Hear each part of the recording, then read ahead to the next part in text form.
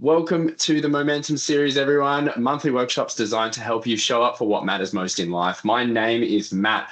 I am the director and lead speaker at Ignite Momentum. I've helped thousands of people across the Asia Pacific and the globe to build resilience, leadership skills, and find healthier, more sustainable ways of working. I am pumped to be here again today to help you build resilience through change. Now, I'm very confident by the end of this session that you're going to walk away with some workable strategies to help you do this. And today's session, these strategies come from two of my main workshops, The Power of Mindset and Wellbeing Legend, full comprehensive resilience builders that include workbooks and resources. So feel free to reach out if you have any questions about any of those. Now, of course, as always, I want to acknowledge the wonderful traditional custodians of the land that I am presenting from today. Being here in the southeastern suburbs of Melbourne, it is the Wurundjeri people of the Eastern Kulin Nation, and I want to extend that respect out to Aboriginal and Torres Strait Islander peoples that may be still here and present today. Now, throughout this session, as I said before, please do feel free to have your camera on, off. It's totally up to you. Conscious of time, please use the chat to get involved and ask questions. I will do my best to get through all these questions as I go. Otherwise, I will come back to you after the session. So before we get into it, a few exciting things coming up for Ignite Momentum. Mental health first aid. We're running an online workshop. It's only one day, so it's very accessible. And that is an awesome one for anyone looking to learn skills to support people in your life. It is a 3-year nationally accredited certification. You walk away with real life skills that can actually genuinely save someone's life. And of course, next month, we're talking to a stress management workshop or a stress management masterclass in the Momentum series. So feel free to register and join for that if you haven't already. Now, of course, if you are struggling, I know change is incredibly challenging for people. Please know you do not have to go it alone. I would highly recommend that you reach out to a support. There are some amazing ones available, such as Headspace, Beyond Blue, and many more. You probably have EAP and leadership as well. So please reach out. You don't have to go it alone. Now, throughout the session, there's going to be plenty of time for reflection strategies, ideas. As always, your mission is just to find 3 actions to take from today's session. Think about these as building blocks for your toolkit to help you strengthen your resilience. I recommend you capture these somewhere, jot them down in a book or something like that, just because it's going to make it much easier for you to remember them. Now, question for everyone. Raise your hand in Teams if you are dealing with some kind of change right now. A few people, yeah.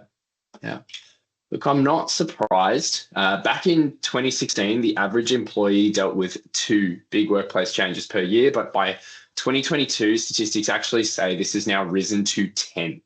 So that's 5 times more change than we're used to experiencing. And I don't know about you, but I definitely didn't get the memo for that. And this does not even consider the roller coaster that is life, the ups, the downs that come with everything personally. So it could be loss, changes in relationships, conflicts that arise, and of course, the workplace changes that just stack on top. So with this being such a big and significant part of our lives, it's so important that we build skills to handle these challenges and to essentially weather the storm that comes with change and uncertainty. So let's start off. Let's talk about some tools that can help you handle the pressures and stay steady through change. So one of the most important things that I can share with you is our ability to build and create self-awareness in ourselves. When we're highly aware of how we are doing, we can actually make a choice in how we respond. And it ensures that we stay steady, handling the challenges to the best of our abilities, but looking after ourselves at the same time. So learning our red flags is really key here. And think of red flags like the check engine light in your car. When we catch them early, when we catch them proactively, this allows us to respond faster and return essentially to our baseline to stay steady in change. So just like with our car, the check engine light comes on. If we catch it early, we proactively respond before a bigger problem strikes. Now, red flags, they can come across in 3 kind of areas. So our physical body, our energy, the body itself, for example, physical exhaustion, not sleeping well, headaches and pains. Our mind, which is common, especially when we are going through change and uncertainty, becoming our own worst critic, feeling really stressed, overthinking, maybe a negative outlook starts to take hold. And then our actions, which is essentially the way we're acting around ourselves and others. So it could be withdrawal, short fuse, irritability. Regardless of what your red flags are, I want to call out that each of these is valid. What's important is we understand our own so that we can respond to them effectively. So I want to invite you to open up the chat here and pop some ideas in as to what red flags could be. You do not have to share your own red flags, but I welcome you to come up with ideas of what other red flags could be. Give you a second to jump into the chat.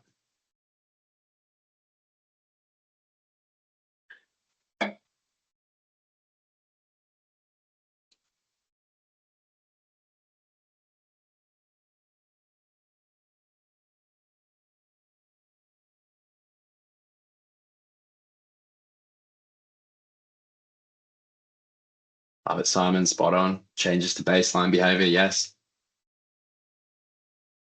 Short-tempered. Yeah. Tensing up, clencing jaw. Yes.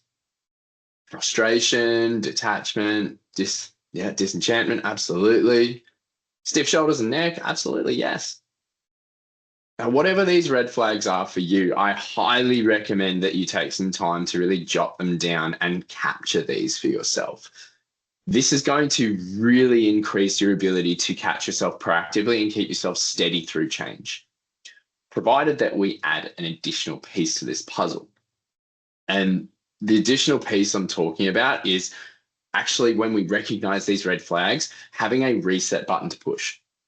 Now, the reset button is very helpful if you're going through tough meetings or finding yourself under pressure during the days and just needing a reset, because it's really a short, simple activity that's around 2 to 5 minutes that is easily accessible and doesn't require any materials. Essentially, this is going to help you learn to regulate that stress when we catch it. Otherwise, if we don't, we might move into something called the amygdala hijack that's coined by Daniel Goleman.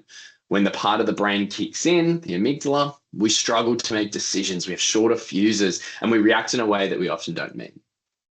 Some ideas of reset buttons could be stepping away from your desk, a mindfulness journaling activity. It could even be reaching out to a trusted friend for support or stepping outdoors. I've found in my past as well, a bit of box breathing with a brain download really just helps me reset. And a brain download is essentially writing down all the ideas and thoughts in your head onto a sheet of paper, just clearing that brain. So again, adding to this, let's take a moment to consider this. Let's think our red flags, they have peaked. Today, stress response has kicked in. You are feeling cluttered and overwhelmed and stressed. What could you do to reset? What is some simple button activity you could do to reset here? And I'll get you to pop those answers in the chat. I love it, Simon. Straight to the mark, mindfulness, breath work, yes. There's some amazing apps out there as well that are really, really good with some mindfulness breathing activities. Yes, Take 5, Janelle. I'm a huge fan of cup of teas. I am a huge fan of a cup of tea. Talking to a trusted friend, great suggestion, Helen. Yes. Love that, Anuj. If we can change the environment, that makes a huge impact as well. Fun fact, bonus fact, our body and our mind can actually associate spaces and places with particular feelings or emotions. So if we are in the workplace and we're feeling stressed and overwhelmed, it is very hard for us to reset and calm down if we don't find a space we are separate to that from, a space that we don't associate that stress with. So stepping out or changing the environment can make a really big impact in how we calm ourselves and how we relax in this space, essentially slowing us down. Now, once we build this steadiness, once we build this into our days, another concept that can really help us in handling this uncertainty of change is starting by taking small actions that give us visible progress daily. Small steps every day. Think of it like climbing a big set of stairs. Harvard researchers actually found after tracking nearly 12,000 work days the single biggest driver of motivation and resilience was small, visible progress on a regular basis. So whilst change, it can be really unsettling at the best of times, one of the best things we can do is not wait for it to resolve, but to find one thing we can make small, visible progress in daily to keep us grounded. This could be learning a new skill. It could be learning a system that may be required as part of the change, or it could be something personal to you that you want to personally or professionally develop yourself in. Even just our health and our well-being can be a great focus. What matters is that you're dedicating time daily to get some visible progress here. This will ground you and significantly improve your ability to handle change. So think small, consistent actions here. Another concept here, which I have found very helpful in my time to keep me steady, is to have a protected anchor ritual in our days. Something that we do that's just for us, ideally at the same time every day. Now, this can be your reset button activity we talked to just before, but it's usually a longer activity that grounds you. It does not have to be, it could just be a stretched version of your reset button. So some ideas could be hitting the gym daily, journaling, a morning walk around the block, could even be a wind down routine before bed with stretching and journaling and yoga. Could even just be simply a proper lunch break. Essentially something that allows you to reset and it anchors your day. More importantly than anything, make this non-negotiable. Nothing gets in the way of this time. This will help you keep grounded and refreshed throughout the day and help you handle the challenges that come with it. I recommend choosing a time that you won't be interrupted if you can. I know myself with a young baby now, that time is a little different. So you have to work with what you have and do the best you can with what you've got. So with this, jump into the chat and question for you. What daily anchor ritual could you have? Or what daily anchor ritual do you already have that you're currently using? Jump in the chat. What have you got? I love that suggestion before, Winsha. Go outside for a short walk too, by the way. Great one. And listening to music. Huge fan.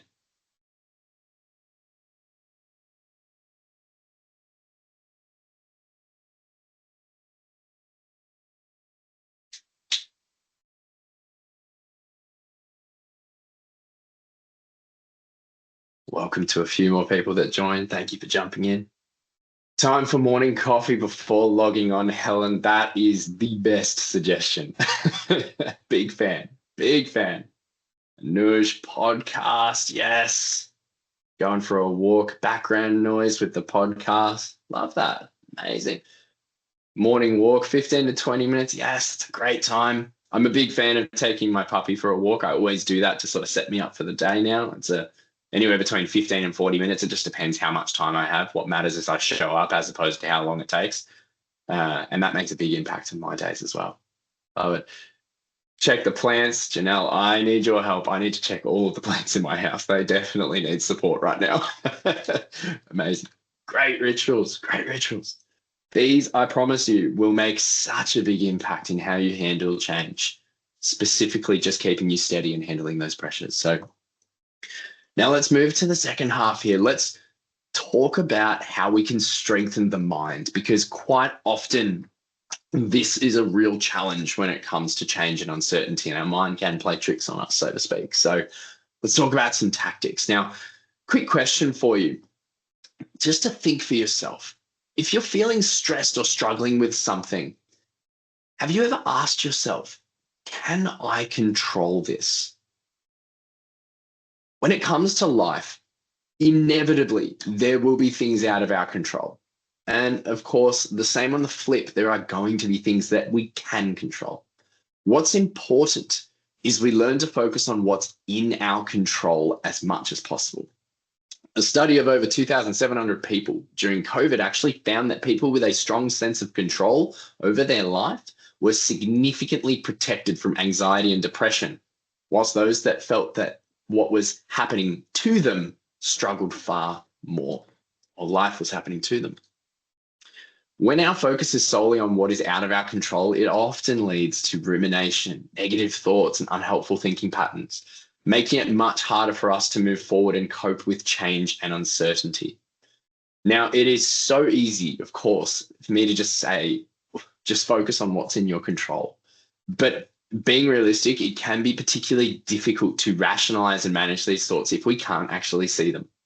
So it can be very, very helpful to put this on paper to help you break this thinking pattern and really give that rational thinking brain an opportunity to make those good decisions. So here's an exercise that I often use on a lot of my workshops around resilience building that can help you break through this thinking pattern. And I've personally found this helpful myself many, many times. And it's something that I use very regularly, actually.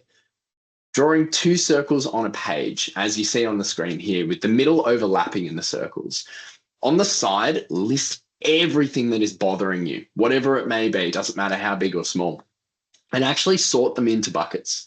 So what's in my control, the things that I can actually change, what's something I can influence, something I can't change, I can't control, but my actions can directly influence the outcome. And then the bucket, what's out of my control, not in my control. Spend a good 5 minutes on this activity if you find yourself stuck, and filling out the circles for what's happening for you right now is just going to really help you take a step back and actually honestly ask yourself, which circle might I be living in right now? It can be really helpful here to pick one thing from the in my control circle and actually take action on it that day, whilst consciously letting go of anything that is not in your control to try your best to redirect that energy. Now, this takes practice, like all of these mindset skills. And think of this like building muscles in the gym or building fitness in the gym. The more repetitions, the more reps we can put in for something, the better we are going to be at it. So the same with all the other activities we talked to, all the other tactics we talked to today and what's to come. I recommend you practice these consistently so that you can build these metaphorical muscles and get better at it. This will build your self-awareness skill, this particular one, and it will give you the ability to make a choice on what you focus on. When change and uncertainty hits as well, our brains often zoom right in, and suddenly everything can feel really big, more urgent, more permanent than it might actually be. So it's really important we learn a skill to zoom back out. And this is backed by decades of research as one of the most effective emotional regulation strategies available. And it's called cognitive reappraisal or reframing. And it's simply our ability to shift our perspective of how we see something.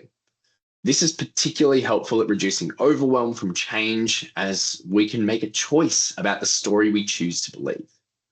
A psychologist, Dr. Albert Ellis, actually proved that it's rarely the event itself that causes distress, it's the stories that we attach to it. So when you notice yourself feeling stressed about the situation, got an activity that you can give a go that is very, very helpful at getting that bird's eye view. Draw a grid of 9 squares, and in the center square, write your thought or belief, the one that's really getting to you. In the other squares, ask yourself, what else could be true here? What else could be going on? And start to fill out the other squares.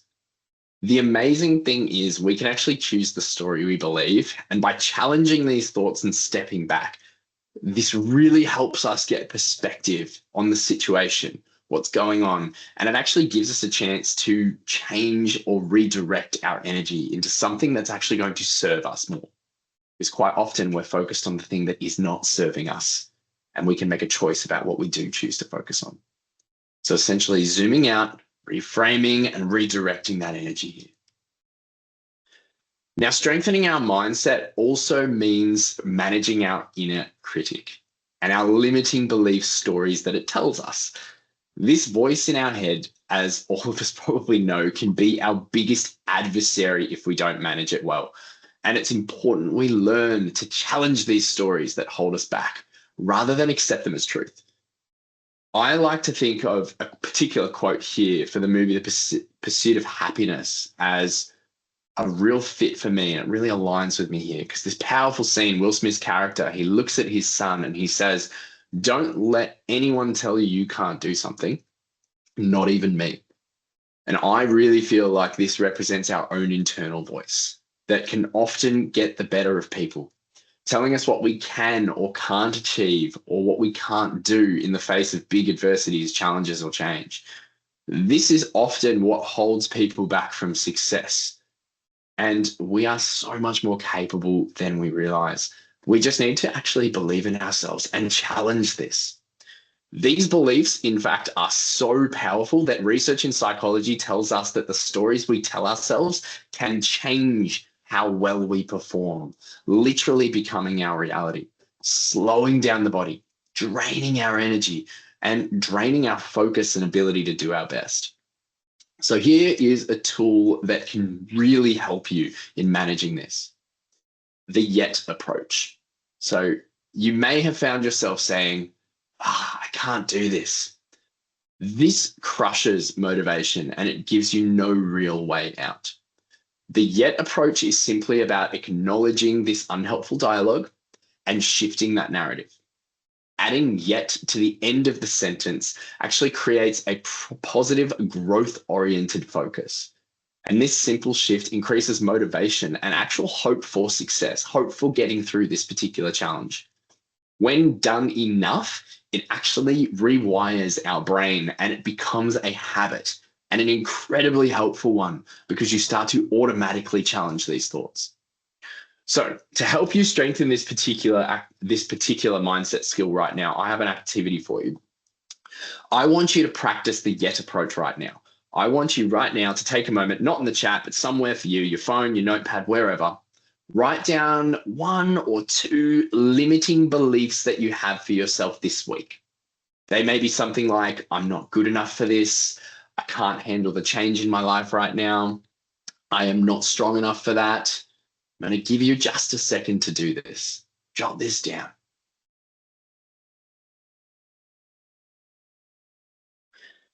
When you've jotted 1 or 2 down, I want you to just raise your hands in teams for me.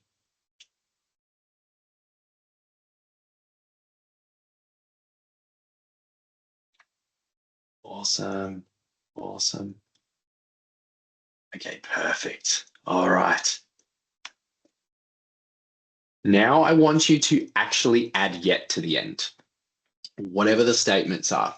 If you have to reword it slightly, that's okay, but I want you to add yet to the end. So it may not read the same, but it might read more like, I am not good enough for this yet. I can't handle the change in my life yet. I am not strong enough for that yet. And I want you to just think through it as opposed to say it out loud like I'd normally get you to do. I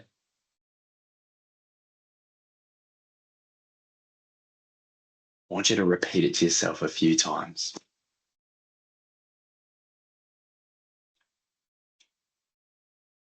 What you're actually doing right now is you are challenging that thought for your brain. You are consciously, rationally making a decision to shift that thought process from one to the other. And like I said, this can make an enormous impact on how we feel, how we operate, and how we handle change. I want you to remember that life is not about the sprint. It is about the marathon. And this is simply a starting point to building and strengthening that resilient mindset for you. Now, our brains are incredibly powerful, and if we ask it good quality questions, we are going to get good quality answers. Just the same, if we ask bad questions, we're going to get poor quality answers. This applies everywhere and not just to change. So when we notice we are thinking we can't do something or we're stuck in a rut, as same as before, I want you to acknowledge this and instead challenge this. Ask a question. How or what do I need to do to get through this?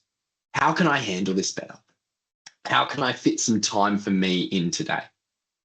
This activates our creative brain and it actually challenges the thinking, and our brain will come up with an amazing answer, and it is genuinely probably going to surprise you.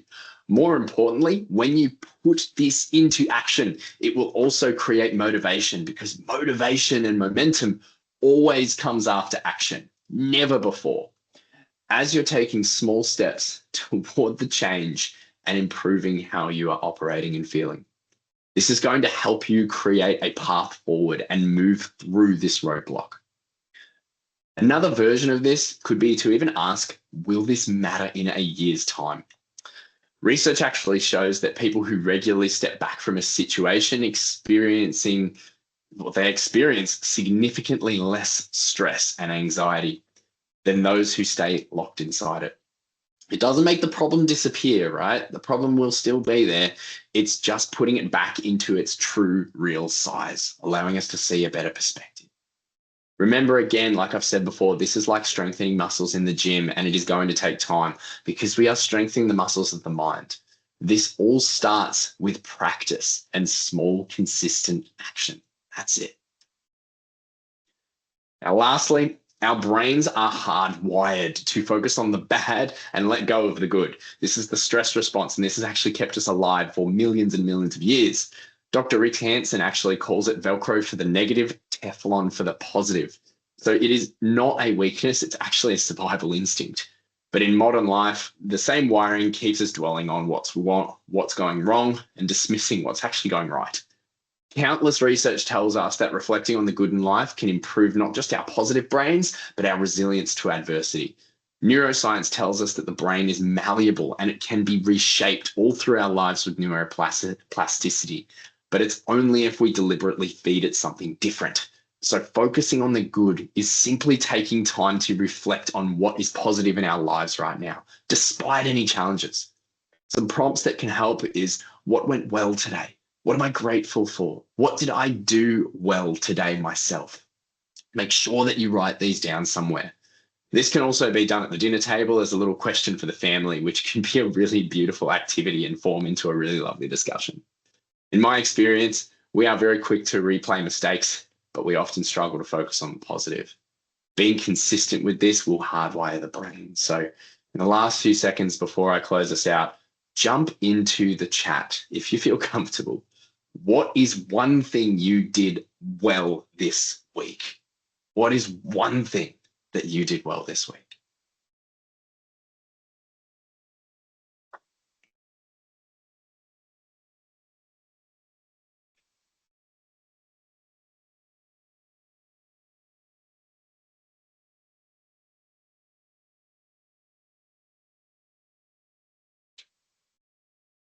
Thank you for sharing, Anush. Great points, great points.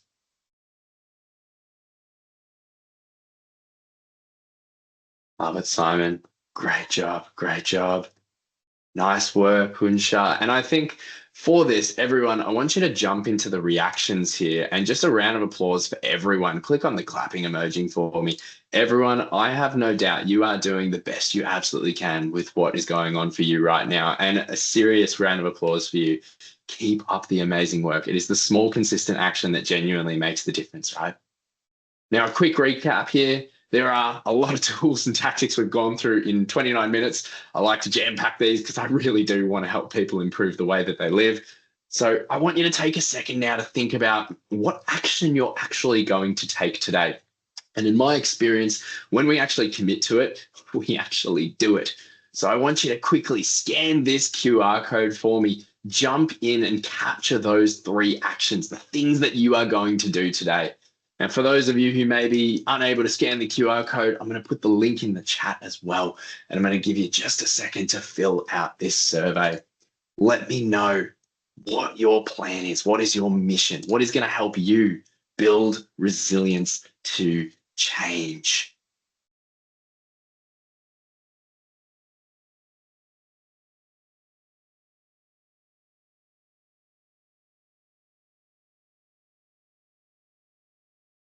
Feel free to just give me a thumbs up reaction or raise your hands once you've done this survey so I can keep rolling.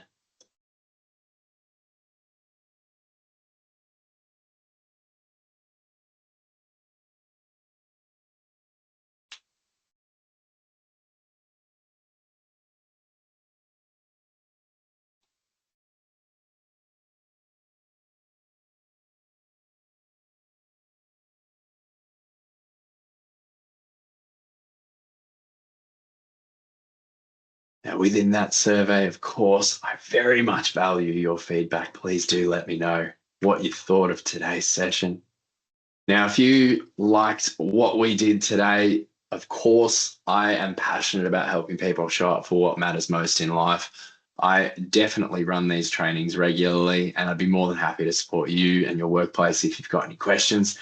And feel free, of course, to connect with me anywhere you like: LinkedIn, Instagram, YouTube, all the lot.